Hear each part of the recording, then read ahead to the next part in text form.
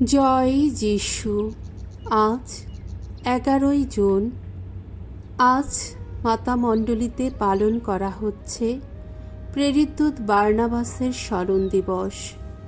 প্রথম পাঠ শিষ্য চরিত গ্রন্থ 11 অধ্যায় 21 থেকে 26তম পদ, 13 অধ্যায় 1 থেকে 3তম পদ। বার্নাবাস ছিলেন পবিত্র আত্মার প্রেরণায় এবং খ্রিস্ট বিশ্বাসে অনুপ্রাণিত এক মানুষ। আন্তিওখ নগরে অনেকেই প্রভুকে অন্তর থেকে বরণ করে নিয়েছিল। এই কথা জেরুসালেম মণ্ডলীর কাছে গিয়ে পৌঁছল। তাই বার্নাবাসকে তখন আন্তিওখে পাঠানো হলো। তিনি এসে যখন দেখলেন ঈশ্বরের অনুগ্রহ সেখানে কেমন সক্রিয়, তিনি তখন আনন্দিত হলেন। তিনি সকলকে নিষ্ঠ হৃদয়ে প্রভুর প্রতি বিশ্বস্ত হয়ে থাকতে উৎসাহিত করলেন, কারণ তিনি ছিলেন একজন সাধু ব্যক্তি, পবিত্র আত্মার প্রেরণায় এবং খ্রিস্ট বিশ্বাসে অনুপ্রাণিত এক মানুষ।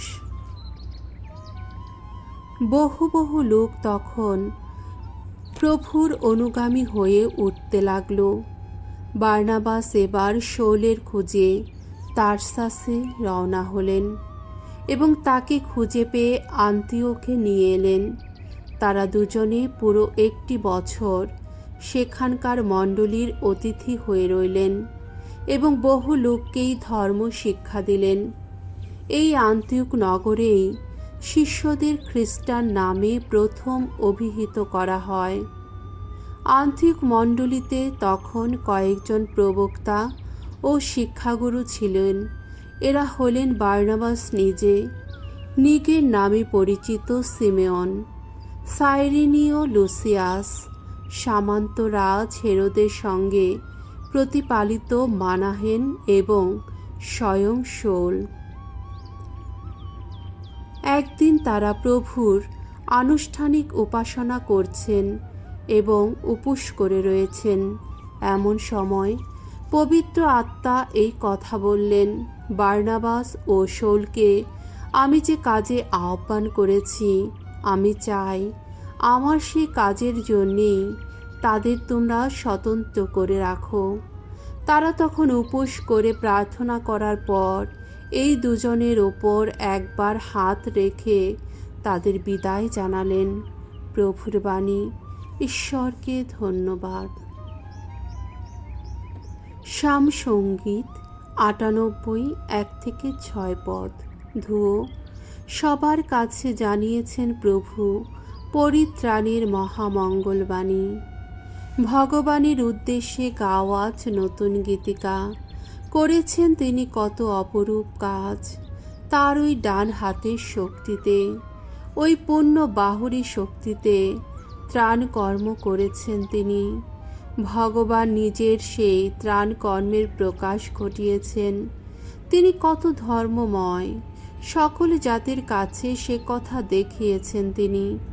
ইসরায়েল বংশের প্রতি তার সেই দয়া, সেই মহা বিশ্বস্ততা স্মরণে রেখেই এত কিছু করেছেন তিনি।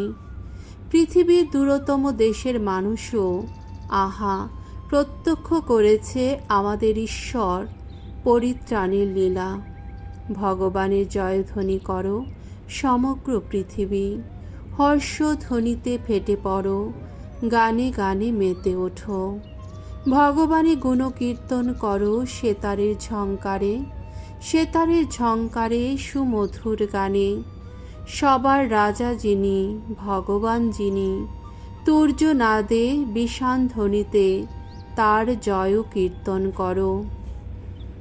বাণী বন্দনা। জয় জয় প্রভুর জয়। সকল জাতির নরনারীকে আমার শিষ্য করো। যতদিন না জগতে শেষ হয়, আমি তোমাদের সঙ্গে সঙ্গে আছি। জয় জয় প্রভুর জয়। মঙ্গল সমাচার। মথি রচিত মঙ্গল সমাচার 10 অধ্যায় 7 থেকে 13তম পদ। প্রেরিতদের প্রচার যাত্রা সম্বন্ধে যিশুর বিভিন্ন নির্দেশ। 12 জন শিষ্যকে তার দূত হিসাবে প্রেরণ করার সময়ে যিশু তাদের এই নির্দেশ দিলেন, পথে যেতে যেতে তোমরা এই বাণী সকলকে শোনাও যে স্বর্গরাজ্য এখন খুব কাছেই। পীড়িত মানুষকে সারিয়ে তোলো তোমরা, মৃত মানুষকে বাঁচিয়ে তোলো, কুষ্ঠ রোগীকে নিরাময় করো, যত অপদূতকে তাড়িয়ে দাও, বিনামূল্যে যা পেয়েছ বিনামূল্যেই তা দিয়ে যাও।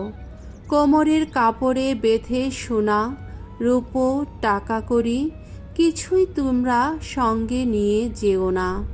পথের জন্যে কোনো ঝুলিও নিও না, সঙ্গে একটার বেশি 2টো জামাও নিও না, জুতো কিংবা লাঠিও নিও না।